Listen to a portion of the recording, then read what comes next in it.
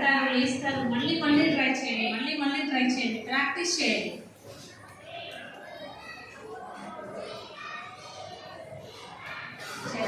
మెట్ల మీద నుంచి మెట్ల మీద పిల్లలు ఉన్నారు, వాళ్ళ లోపలికి వెళ్ళమని చెప్పు. సో మీరేం చేయాలి, మళ్ళీ మళ్ళీ ప్రాక్టీస్ చేయాలి. మళ్ళీ మళ్ళీ ప్రాక్టీస్ చేయడం వల్ల ఏంటి, ఇక్కడికి వచ్చి మాట్లాడకూడదు. మీ ఇంతమంది స్టూడెంట్స్ వచ్చారు కదా ఇక్కడికి, మీ పేరెంట్స్ ఎప్పుడైనా స్టేజ్ మీద మాట్లాడగలుగుతారా? అఫ్కోర్స్ అందరూ ఆఫీసర్స్ ఉండొచ్చు, ఇంకే పని చేసుకునే వాళ్ళకి డిఫరెంట్ ఆక్యుపేషన్స్లో ఉండొచ్చు. బట్ కానీ స్టేజ్ మీదకి వచ్చి వాళ్ళ ఒపీనియన్ చెప్పగలుగుతారా? మరి మీరు పెద్ద మీరు చెప్పగలుగుతారు. ఎంత పెద్ద క్రౌడ్లో అయినా మీరు వెళ్ళి మాట్లాడగలుగుతారు. ఏం మాట్లాడాలన్నా మాట్లాడగలుగుతారు. అది కావాలా వద్దా? వాళ్ళకి తెలియదు అంటే ఇన్ని రోజుల నుంచి ఎప్పుడు అది ప్రాక్టీస్ లేదు. సో కాబట్టి రావాలి. బట్ కానీ మీరు చేయొచ్చు. అది నా ఎక్స్పీరియన్స్. ఎందుకంటే నా దగ్గర నుంచి 10th క్లాస్ అయిపోయి వెళ్ళిన వాళ్ళు నేను ఇంటర్లో, ఇంజనీరింగ్లో ప్రోగ్రామ్స్ జరుగుతుంటాయి. అవునా? స్టార్టింగ్ డే కాలేజ్లో స్టార్టింగ్ డే ప్రోగ్రామ్ జరుగుతుంది, ఎండ్ డే ప్రోగ్రామ్ జరుగుతుంది, ఫ్రెషర్స్ డే జరుగుతుంది. అవునా? ఎవ్వరు మాట్లాడే 20,000 మంది స్టూడెంట్స్లో మన స్కూల్ నుంచి వెళ్ళిన అమ్మాయి మాట్లాడింది హైదరాబాద్లో. ఆ కాలేజ్ ప్రిన్సిపల్ కాల్ చేశారు నా నంబర్ తీసుకొని. ఏంటి మేడం మీరు ఇంత బాగా నేర్పిస్తారా పిల్లలకి మాట్లాడడం? ఎక్కడ మీ స్కూల్ అసలు? మిర్యాలగూడ అంటే మిర్యాలగూడ నాది ఎక్కడ? నల్గొండ డిస్టిక్లో ఉంది మిర్యాలగూడ. అవునా మేడం, ఇంటర్నేషనల్ స్కూల్ అనేది కాదు సార్. నా దగ్గర ఉండేది అందరూ మిడిల్ క్లాస్ పేరెంట్, మాది మిడిల్ క్లాస్ స్కూల్. బట్ మీ పిల్లలు ఇంటర్నేషనల్ లెవెల్లో మాట్లాడుతున్నారు మేడం అని అడిగారు. So I feel very proud. Me parents కూడా ప్రౌడ్ కదా అది, అవునా కదా?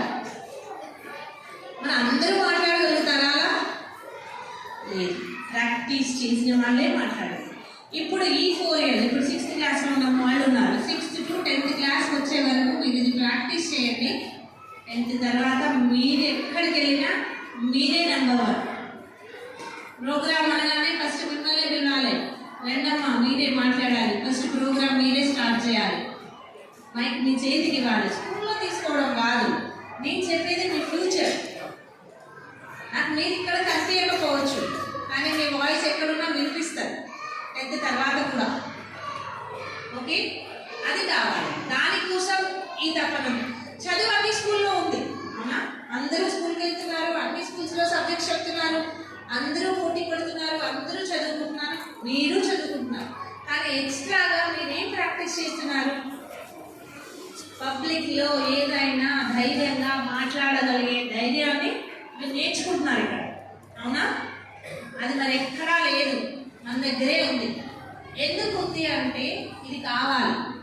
ఇప్పుడు మీరు మన స్కూల్లో ప్రోగ్రామ్ జరుగుతుంది, ఏదైనా ప్రోగ్రామ్, ఎంతమంది టీచర్లు పార్టిసిపేట్ చేస్తున్నారు స్టేజ్ మీదకి వచ్చి మాట్లాడడానికి? ఎందుకు? సబ్జెక్ట్ తెలిసే వాళ్ళకి బ్రహ్మాండంగా, మీకు సబ్జెక్ట్ బాగా చెప్తారు, ఓకే. కానీ ఇక్కడికి వచ్చి మాట్లాడాలంటే మాట్లాడాలి. వాళ్ళు ప్రాక్టీస్ లేదు వాళ్ళకి. వాళ్ళు 6th క్లాస్ నుంచి 10th క్లాస్ దగ్గర ఎవరు నాలా చెప్పలేదు, వినోసార్లు ట్రైనింగ్ చేయలేదు. సో అందుకే రాదు. చేస్తే వాళ్ళకు కూడా వచ్చింది. కానీ ఇప్పుడు మీకు చేస్తున్నాం, అది మీ లక్ కదా. ఇప్పుడు మీకు ప్రాక్టీస్ చేపిస్తున్నాం. ఇది ఎప్పుడు మర్చిపోవద్దు. 10th అయిపోయినాకనే ఎక్కడ ఛాన్స్ దొరికితే అక్కడ మాట్లాడాలి. ఎవరైనా ఇట్లా నిలబడి ఎవరైనా మాట్లాడతారా అని అడిగితే తక్కువ లేచి రావాలి. అప్పుడే కదా మీకు ఇంప్రూవ్ అయింది. సో ఇంకొకటి, ఈ స్పీచ్ ప్రాక్టీస్లో ఓకే, ఇప్పుడు సార్ ఒక టాపిక్ ఇస్తున్నారు, మీరు ప్రాక్టీస్ చేస్తున్నారు, సరే అది డెలివర్ చేస్తున్నారు. బట్ ఇంకొకటి కూడా మీరు ప్రాక్టీస్ చేసుకోవచ్చు.